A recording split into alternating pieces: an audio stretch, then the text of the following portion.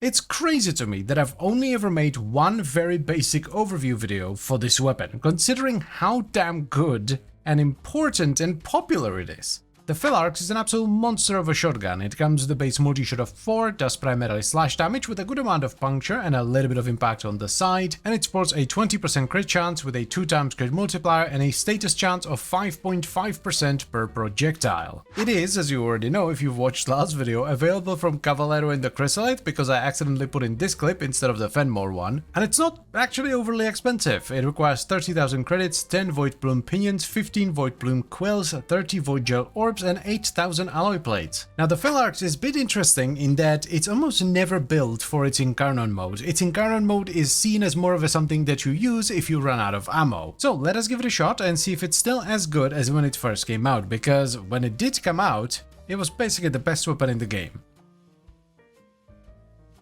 The final set of evolutions here is kind of wild. You have devastating attrition, which is indeed devastating, or some very niche, like moment-specific ammo efficiency. I think we're gonna stick to my original evolution, so we get the minus crit here, then the fire rate per bullet loaded into the mag. This can give you a lot of fire rate, though you have to be careful not to absolutely wreck your reload time with this. And then we have the recoil as opposed to... yeah, that's fine. The Incarnon mode here isn't terrible, by the way. It's actually pretty decent. I don't mind it.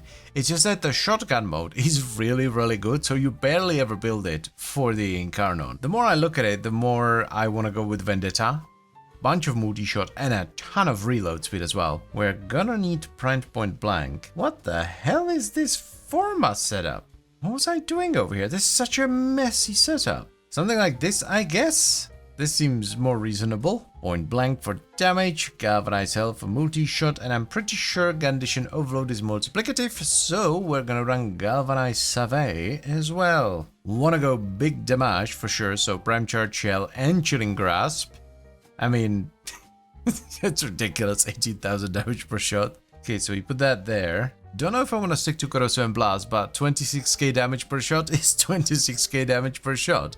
And we still have an open mod slot, so we can get even more. I just want to see if there's anything specific I would want to run in that final mod slot, so let us try it out. Feels amazing, big damage. I am noticing a problem though, do you see it? Good news is, I don't think this needs anything specific, so we can fill the final mod slot with whatever we want. Awesome. Bad news though, it has a lot of range, so I think I'm gonna have to force myself repeatedly to stay in close range to trigger Vendetta. Here's the Incarnon, by the way. It's like a big vortexy thing that actually does good damage. As I've said, the Incarnon isn't bad, it's just not as good as the shotgun mode. Let us borrow the V polarity from the Exilus. Yeah, magnetic strafe I think is the way to go.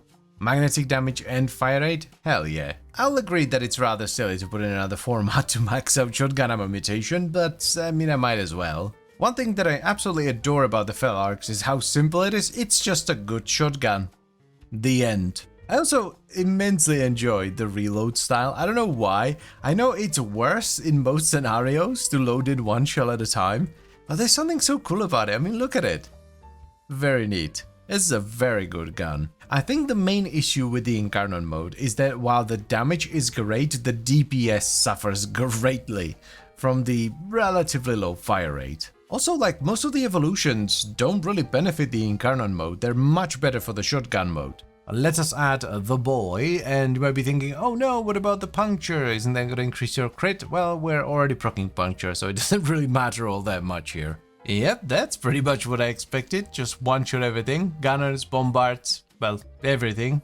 As I've said, I'm still unsure about Vendetta though. I think I use this weapon differently than most. With a lot of people what I see is they go for a big max so they get big fire rate, and I'm more of a one-tap kind of guy. It just feels right. Vendetta definitely feels more reliable here than it did in the Simulacrum. I would love to have a little bit more status on this though, because with these kinds of guns, Blast effectively turns from like a status to an enemy's explode on death effect, which feels great. For an exterminate, like a relatively low level exterminate, the Incarnon mode feels absolutely a-okay here. Might not have the DPS of the shotgun mode, but it one-shots most things, which is really the only thing you need. Like, you don't need more than that.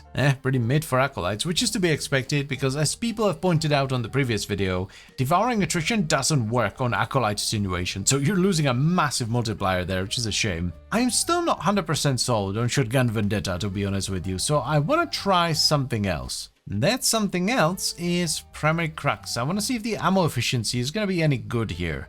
We're going to have to refinagle the setup a little bit, but I do want to run Chilling Reload instead of Magnetic Strafe. This is a bit of a weird setup, but that's fine. This really didn't make as much of a difference as I thought it would.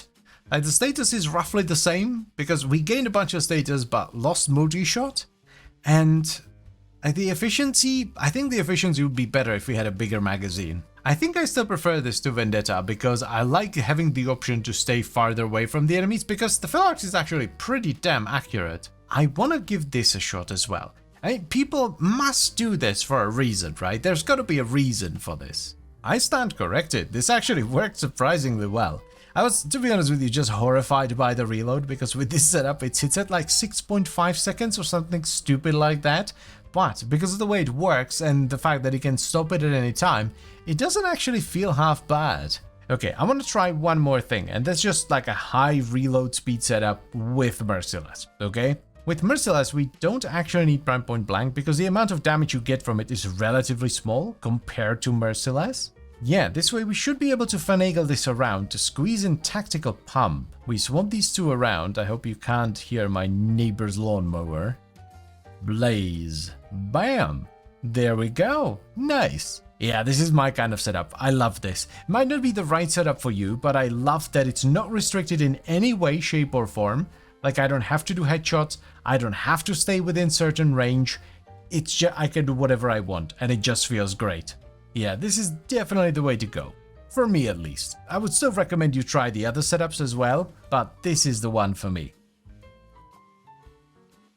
So let's start off with the evolutions here. We have a pretty straightforward setup, but we run a Kinetic Baffle for the negative weapon recoil, follow that up with Mounting Momentum for more fire rate per shell loaded, then we have Racking Wrath for negative crit chance, and we top it off with Devastating Attrition. The build I ended up liking the most runs Tactical Pump for reload speed. You can run Prime Tactical Pump if you have it. That's actually one of the very few primed mods that I don't have yet. This is followed up by Galvanize Hell for multi-shot, Galvanize Savvy for status chance and condition overload, and then we have a ton of elemental damage. We start off with Magnetic Strafe for fire rate and magnetic, then we have Prime Chilling Grasp and Blaze for a ridiculous amount of blast and some base damage, and we top it off with Contagious Spread and Prime Charge Shell for a truck ton of corrosive.